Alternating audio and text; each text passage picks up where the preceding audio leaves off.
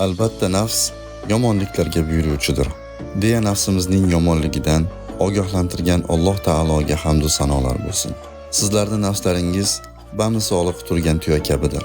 Arqonning bir uchi tuyaning bo'yniga bog'langan, ikkinchi uchi esa sizlarning belingizga bog'langan.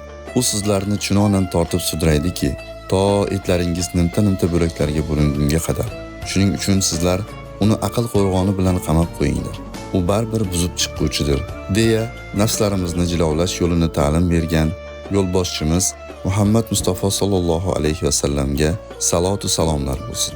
Ey musulmon aka-uka va opa-singillar, biz sizlarni eng katta jihod, ya'ni nafs bilan bo'ladigan jihod maydoniga chaqiramiz. U shunday bir maydonki, inson undan bir soniya ham chetga chiqa olmaydigan, beshikdan to qabrgacha bo'lgan hayot maydonidir. Bu maydonda siz va bizlarga yaroqli qurol va shubhasiz g'alabaga yo'llovchi muhim manba Islomiy nafsiya asoslari nomli risoladan unumli foydalanishni tavsiya etamiz.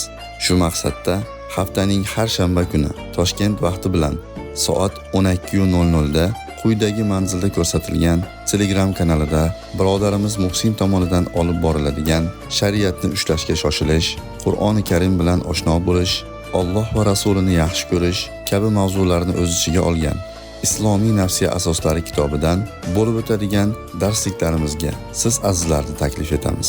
Alloh taolodan qalblarimizni iymon bilan zinatlashini, nafslarimizga taqvoni asos qilishini hamda barchamizni keyingi avlod uchun foydali ilm qoldirishga muvaffaq qilishini so'raymiz. Zero Nabiy sallallohu alayhi va sallam shunday degan edilar: Haqqa yo'llovchi uni amalda bajaruvchi bilan barobardir. Alloh taolo aytadi: bahslashguvchi, musobaqa qiluvchi kishilar mana shunday mangu ne'matga yetish yo'lida bahslashsinlar, musobaqa qilsinlar.